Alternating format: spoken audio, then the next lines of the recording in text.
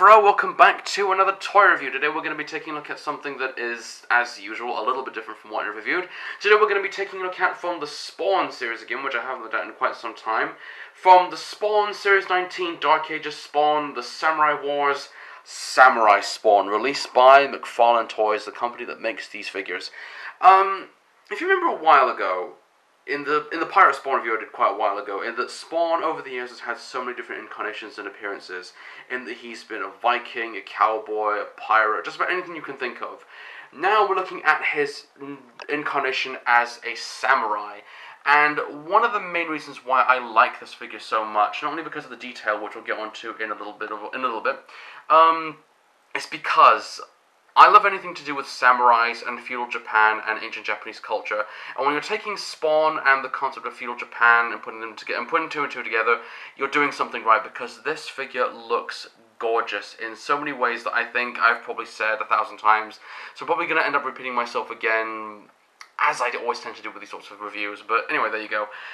There's not really much I can say about this particular figure in terms of his backstory or whatever regarding this one toy, because the figures in the in the Dark Ages Spawn, the Samurai Wars line, have their own mythos, and it's quite in depth in a lot of ways. But this particular Spawn in the Samurai series, as it is, was formerly known as a warrior known as Takeda, nothing to do with the daimyo of the Kai province, Shingen Takeda, very well known. If you don't know who he is, go on Wikipedia, look him up. But anyway, there's a character called Takeda in this particular series that becomes the character that you're looking at right now, that's sold separately as a different character. So if you want to get that figure, go ahead, just so you know what I'm talking about. But of course, that's really not all I can say about this backstory of the backstory of this one figure.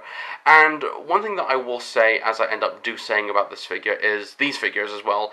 The detail on this thing is wonderful in so many ways that I can't even bear to contain myself even saying, because look at the detail on this thing. It's gorgeous. The one thing that the McFarlane toy line does so well is detail. This is one of those examples. This figure is just gorgeous from top to bottom, from back to front, and it's just amazing how well made it is. But without tooting my own horn, I suppose I can really just say everything about this figure that needs to be said.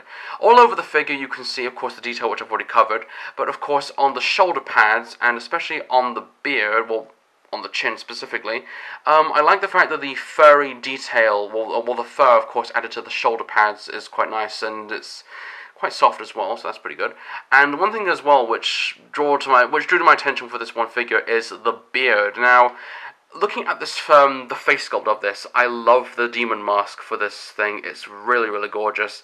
I know that this is, of course, supposed to be a samurai, but for some reason, I don't know why, but the look of this one figure has a very sort of Genghis Khan aesthetic to it in terms of the look and the appearance of it.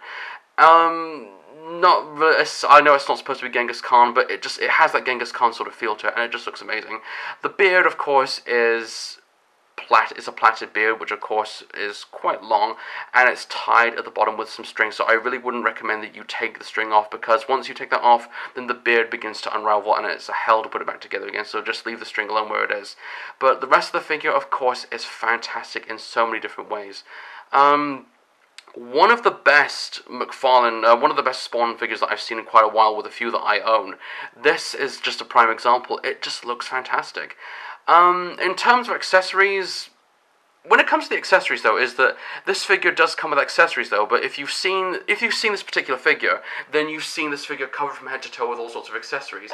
The accessories for this toy are sold separately, so you have to buy the accessories pack to put with this thing. And of course, on the back, you can see that there's a hole right about here, and of course that explains why his weapon on his left arm is detachable. But there you go, I guess. So this nice weapon is quite good. Nothing really that special about it. It's just a thing you can use to stab people, which is quite nice. And of course, he has his sword, which is a gorgeous looking blade. Very, very nice. Lovely work added to it. And of course, on the hilt you can see, I'm not sure if you can see it or not, but there's a little thing on the hilt of the sword. That's quite nice. we'll get onto that in a little bit. I'll put this with the figure later on. Articulation aside, well, the articulation for this figure is as you would expect. This figure is really not meant for playing with, so the articulation, as follows, has a mechanism which, of course, the arms can pivot in and out like that, which is okay. The arms can't rotate the full 360, which then again I don't really think that they should. The pivoting mechanism for these shoulders, this shoulder in particular, can move quite nicely.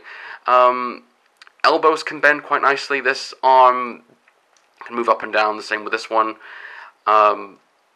Elbows can bend quite nicely. The wrists can rotate as well. Legs, not really much movement in that they can move, but the movement is kind of blocked thanks to the skirt, the samurai skirt, which is, again, very gorgeously detailed. The one thing that I like about this as well, the look of this figure has a sort of Oni feel to it, and it's supposed to be an Oni, but it's supposed to be the Oni, but it has that really gorgeous Oni look to it, which is what makes this figure stand out. And of course, one of the many things as well is on his right leg.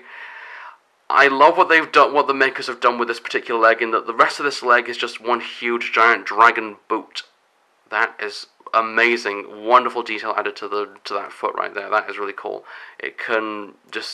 It's pointing that direction, even though it should be facing forward, but it's pointing that direction for some reason. But yeah, of course, the knees can bend, as can this one. I don't know why the horn's sticking out right there, but it's supposed to be like that. So articulation is as you would expect. It's quite limited, and you can have this guy doing a sort of nifty pose, but you can't really play with this figure, though. This figure is unplayable. As for the finishing touches, just to add this sword to this figure to make him feel a bit more complete. Rather than just having him up, the sword up I mean, rather than having the sword facing up, I think I'll have the sword facing down for a change, just to make him a bit more intimidating. So just carefully slot the sword into the hand right there, and that's it, there we go. Now that is gorgeous, really, really cool. A lovely figure. What more can I say that hasn't already been said by a few people that have already reviewed this figure? The detail is mind-blowing, really, really immense, gorgeous, and very realistic as well. The colours are eye-catching, very dark and very menacing, and very, very cool, and just badass altogether.